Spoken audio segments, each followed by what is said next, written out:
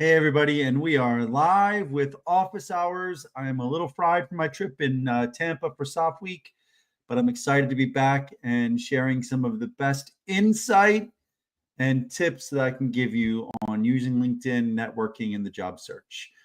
Before I get started, if you are joining us, please let us know where you are joining for. And if you have any questions at any time during today's event, go ahead and drop them in the comment box. I'll pull them up and I will address the appropriate ones if I'm able to.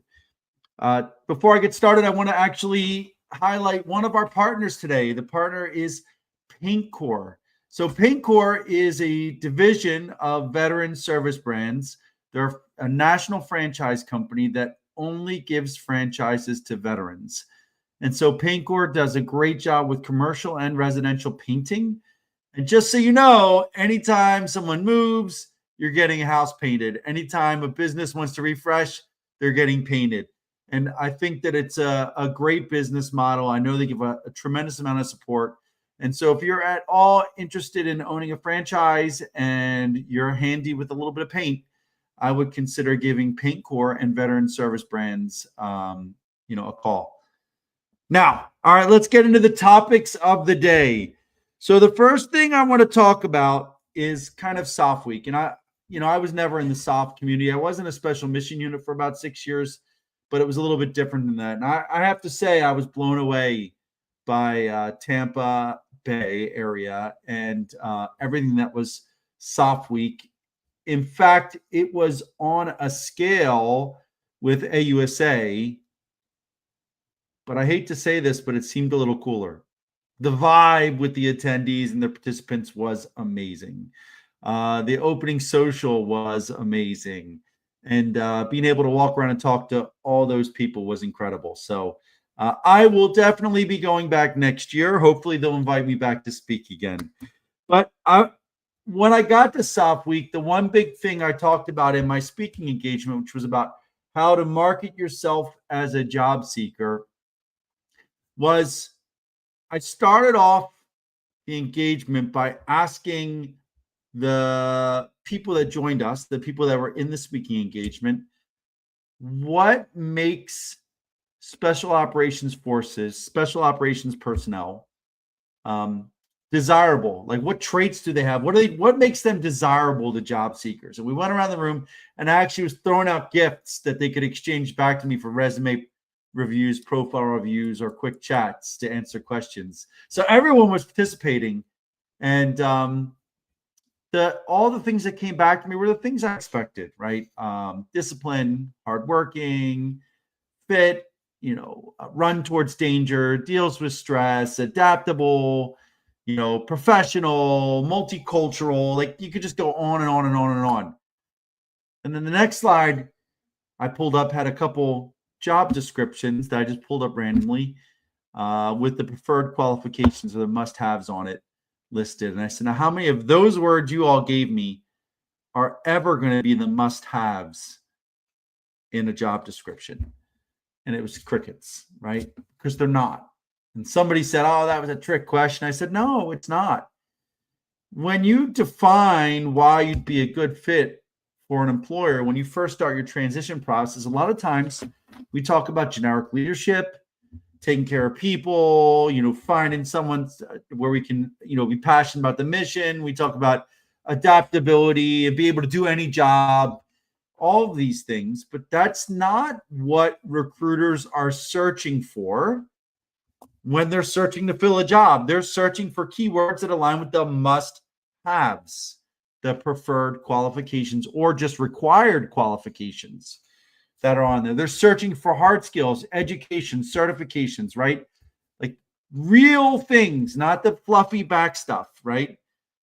And so if you don't figure out what you want to do and tailor your resume and profile to list those things that are being searched for, you will never be a best candidate. You won't make it forward to the interview. Now, I don't want to sound like those things are negative because, I know a lot of special operations personnel that are like incredible high performers. Where the soft skills come into play is at the interview. when they realize you can do this job, but oh my God, you're a high performer. You could do these too, and you're going to blow it out of the park, and you make the company better because high performers are 400% more productive than an average employee. And so what I like to say is that the resume, speaking specifically to the hard skills, will get you to the interview. But the soft skills, everything else that you're so proud of, are what get you from the interview to the job, are what make you the best candidate. And so keep that in mind when you're thinking about what's next, right? I know a lot of highly successful special operations personnel. In fact, I met one. It was fantastic. I met two down on like the lobby level of the Waterfront Marriott. And he came up and said he was an Apache pilot, and he was married to a German. He had a German wife, and they were staying in Germany when he got out. And he said, like, LinkedIn wasn't super helpful. Like, he couldn't go back to the States to do SkillBridge. You can't do SkillBridge off base overseas in Germany. And so what he said was, he just said, all right, if I want to make this happen, I'm going to start going to German networking events and job fairs. He's going to start showing up. And he said he just started going boom, boom, boom. And he got into one. He started talking. We're like, wait, you're an Apache pilot and this kind of, I think it was a Black Hawk pilot and an Apache pilot. And he's like, yep. And they're like, du sprichst Deutsch? And he was like, da, or ja, or whatever. I'm losing my language, but you get it. You speak German? And he did. He's married to a German woman, and they hired him. And now he works for one of the top 4 defense contractors in Germany. And he was loving it there at the group when he had a retired chief warrant officer with him that did the same thing. So he made his opportunity here. He paid attention to the market. He paid attention to the engagement he's having. He did research on the opportunities, IPB, and he realized the only way he was going to find his success where he wanted was to make it happen. And that leads me into the next part, right? I'm going to cross it off as I go. The number one differentiator in my eyes for the transition is effort. How much work are you going to put in to learn and make yourself a best candidate? How much work are you going to put in? Took me 200 informational interviews. Probably sent out 500, 600, 700 requests to get there. Hoovered information, engaged every day. And that was all in the last year, really in the last 9 months or so. So how much effort are you going to put in? That is what differentiates you. I talk to people that go to the Employers National Partnership Program from DOL. And it's a great program, but I tell them it's not that the program's great. It's that the people that are going were not required to be there. They were seeking out additional resources. And then you talk about all the nonprofits that you can go to. Yeah, they take time. But the people that do them all get the information. They pick the best one for them, and they chart their own path. They tailor every resume. They prepare for every interview, right? It's not spray and pray, right? Effort is the distinguisher. And I'll tell you what, if you're low effort when you're applying for a job, you're probably going to be low effort in the job. If you're high effort, like ultra high effort when applying and preparing yourself and showing up, you're going to knock their socks off, and you'll be high effort when you get to the company. I mean, there is a direct line to that. And that's what goes into another piece. And again, I do want to say, if you have questions, please go ahead and pop it in. We've got, Tyrone popping around. If you don't follow Tyrone on LinkedIn, please do. He puts out a lot of great information on resources. Derek, thanks. Derek, appreciate you joining us today. We've got Sean Conroy. I almost said Sean Connery. That would have been cool. The Secret Squirrel World. Yep. And then we've got Siadali. Hopefully I said that right. I will say that, a lot of people don't realize that you're like, oh, October 2025. That's great. But most people don't do backwards planning when it comes to the transition. So if he's got 60 to 90 days, let's say his 90 days of leave saved up and he's retiring in October 2025. So September, August, July, that's when, and then say he's got his 1 month of permissive TDY, that's June. And then he should start applying for jobs 2 to 3 months earlier, May, April. So he should be straight. If he wants to really start working and double dip a little bit, he should be applying to jobs now. So that's why I tell people a year plus is where you should go. So, and there you go. Better call Tyrone. I agree, Michael. All right. Well, yep. And I appreciate, John, that you will say Randall Cunningham is the best. Randall Cunningham is one of my favorites, but I don't think Jalen Hurts is done with Super Bowl appearances, and he's had 2 amazing MVP level Super Bowl appearances. So we may be missing it. And Nick Foles will always be the one that brought home the first Super Bowl with a magic performance beating Tom Brady in the Philly. So it's tough, but I do love that. Is from 1990, that jersey over there. So, all right. So we talked about that. So back over, obviously dropping questions if you have them. I went to a networking event for one of the venture capital companies with my friend Angela Espito, who runs the Mission Accelerator program out of Arizona University that helps companies, get into the DoD. And we went there. Luke Shabro and I went there, and I talked to Dominic.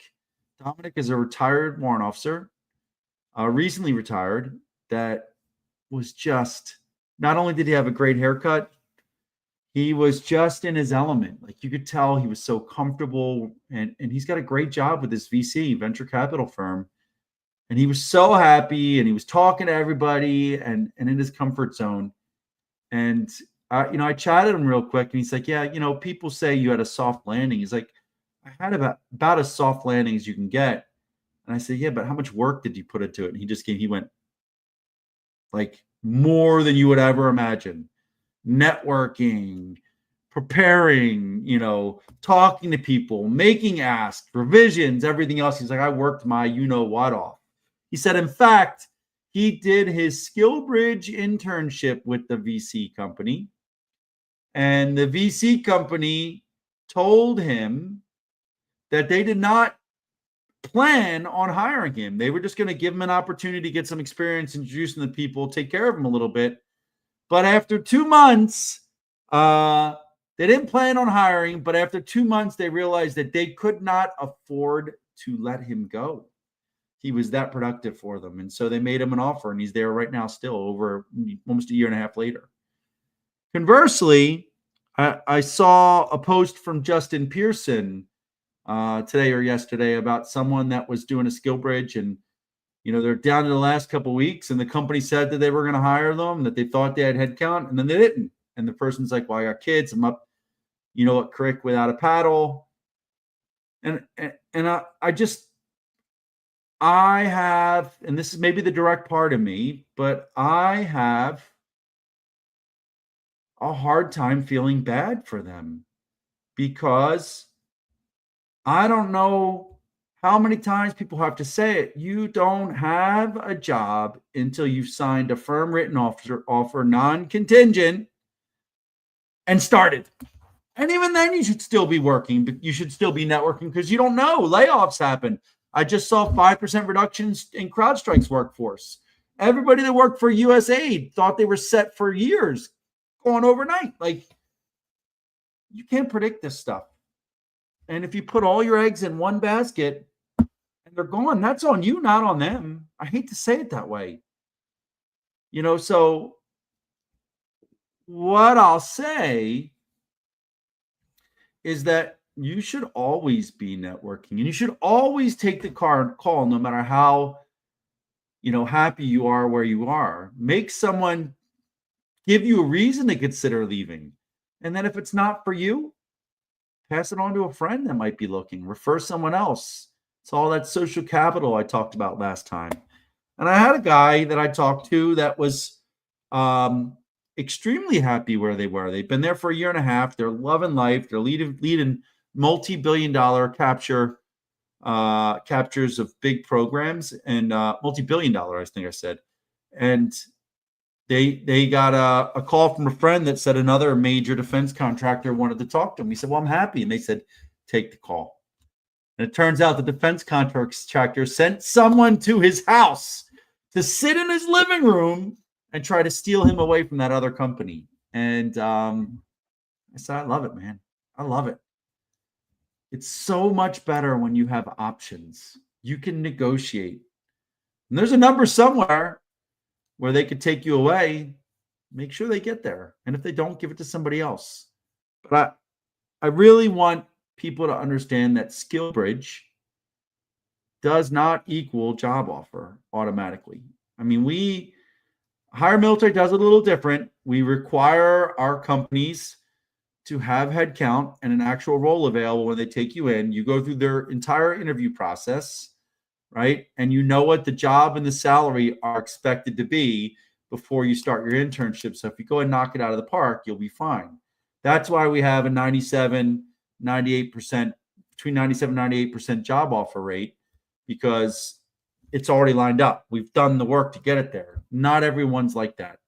In fact, most are not. And so what I'll tell you is, when you get into your skill bridge, you knock it out of the park so you have a chance to get that offer. You ask repeatedly, what's the timeline for an offer? When will I know? And the whole time you're still networking. And don't tell me you can't do both, because you're only allowed 40 hours during skill bridge.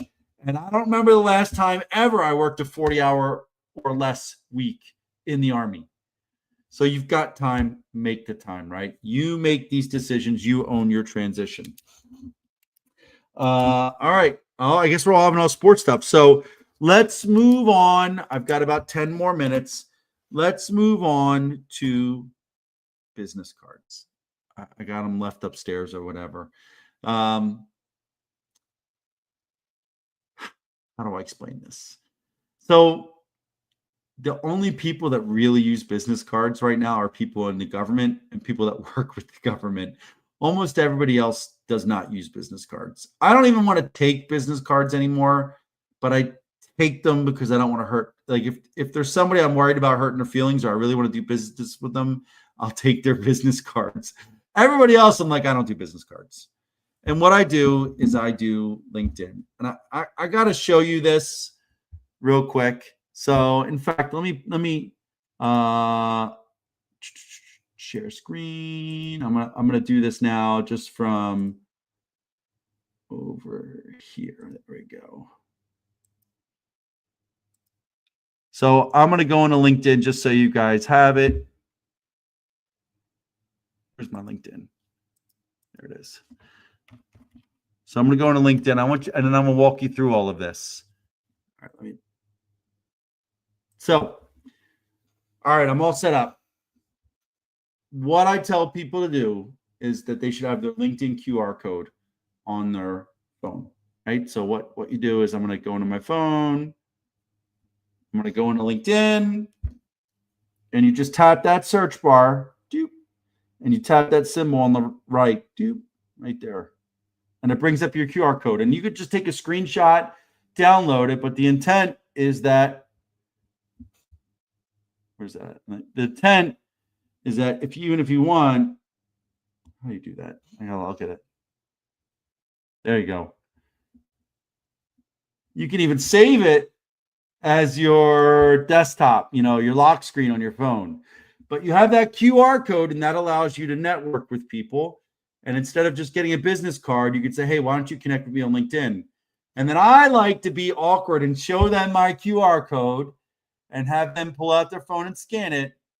And then if there's someone I really want to connect with, I'll look at it and look at them and say, I'll let you know when it comes through, just to make sure they send me the connection request. Let me tell you, there's only a few awkward seconds of like looking at my phone and looking at someone before they hit a connect. Let me just hit connect and get them out of here. But that's fine. That's the way I do it right now. So what you do is, when you go to any networking event, any job fair, or anything else like that, you connect with everyone you can on LinkedIn. And bonus points if you have to teach them how to find their QR code, because they'll make you more memorable. Then what you do is that evening, you go into your profile. I'm going to go to my network.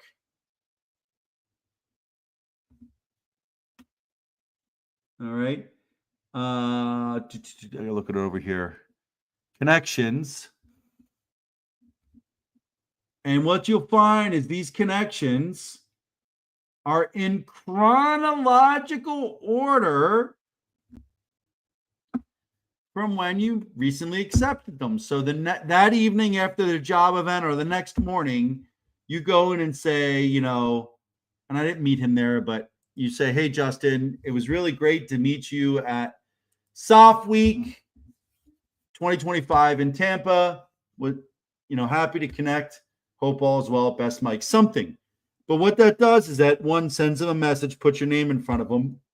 Two, it actually shows that you are that you met them in person. And three, it keeps a record of your communication going forward so that if you ever reach out in the future, they know that you met, right? Oh, I met him at Soft Week. And if you remember a personal detail, you can add that as well. But that is how you connect at events. That is how you follow up, right? A business card. I mean, I think I asked the whole audience, and one person said they scan them into Salesforce. The rest don't. Most of my business cards end up in a pile and then eventually make their way to the junk drawer of the trash. And I'm assuming it's the same for many of you. So what I would like you to do is to make it a point of connecting with everyone on LinkedIn. I'm pretty sure most of you, it'll be a while before you hit 30,000 connections, and then send them a quick note that night or the next morning. Now, the next part of this is follow-up. Let me see if I can phrase. Everybody goes to a networking event, a job fair, and it's like for some reason think you're going to close a deal there, right? Like you can go to, like, all these businesses go to Soft Week, right? Which is a fantastic event, hundreds of employers and partners. Like, you're not signing a teaming agreement. You're not getting a purchase order done right there. Just like a job seeker, no one's making you an offer right there, right? You're not closing the deal at that event. What you are doing is opening the door to a potential deal or opportunity. So the absolute key to this is follow-up, but it's multiple follow-ups, right? Because let me talk you through this.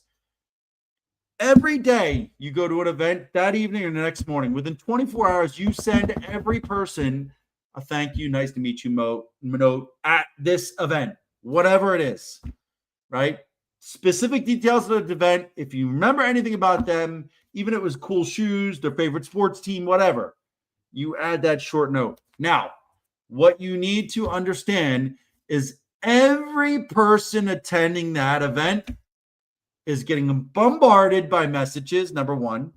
Number two, their current job that's not at that event is still going and sending them messages. So, like, it could be overwhelming during the event. So number two is follow up. So calendarize a week later. This is where your networking spreadsheet comes in. Follow up again, right? Not if the event, like I went to events, people are still at Soft Week right now.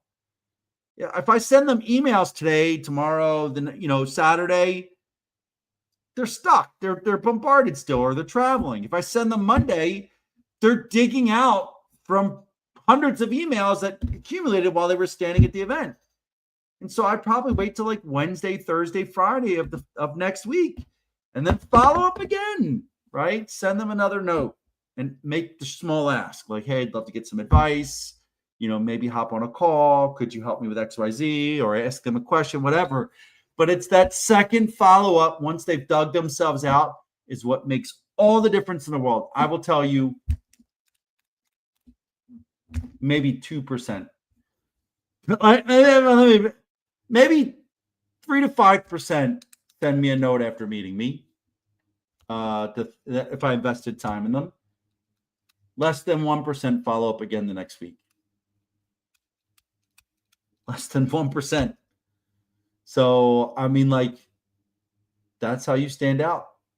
The thank you note stands out. The follow up really stands out.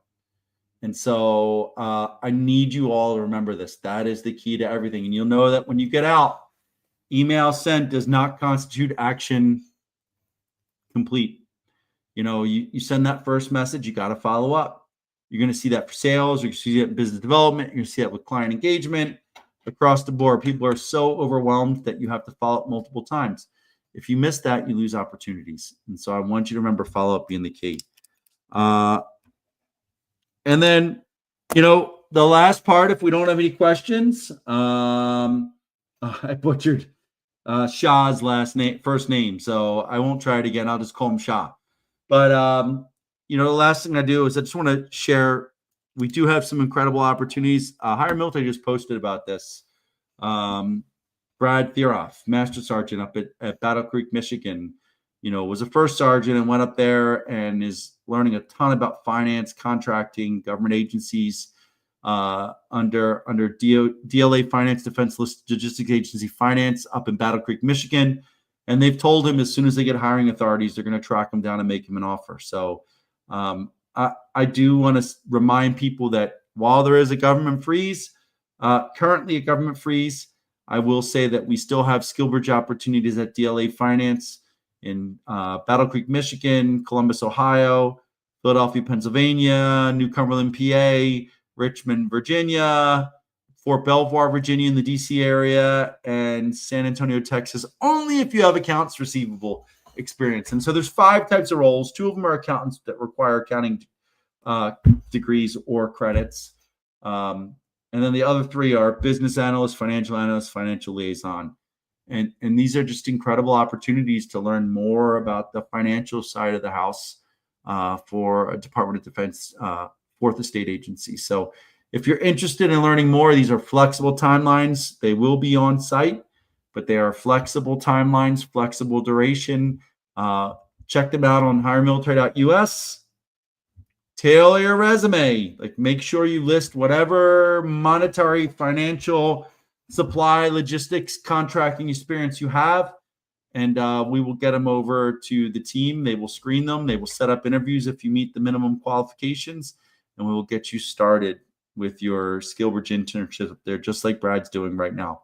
So with that, thank you all for joining today. Hopefully you learned something that will benefit you. And I will, oh, look at that. Brad's on there. I love it. He's right there. So that's fantastic. I mean, it's just a great opportunity to learn, right? So, and that's what it is. So for everyone that joins us, just know that tomorrow our team will be on with hot jobs. We pushed it because of travel. And both Tara and I will be talking about some of the hottest jobs and opportunities, as well as some job search tips from a recruiter. And we'll be doing that at 2 p.m. Eastern time tomorrow from the Higher Military page. So with that, hey, thanks for joining us, everybody. Really appreciate your time today. And I'll see you later.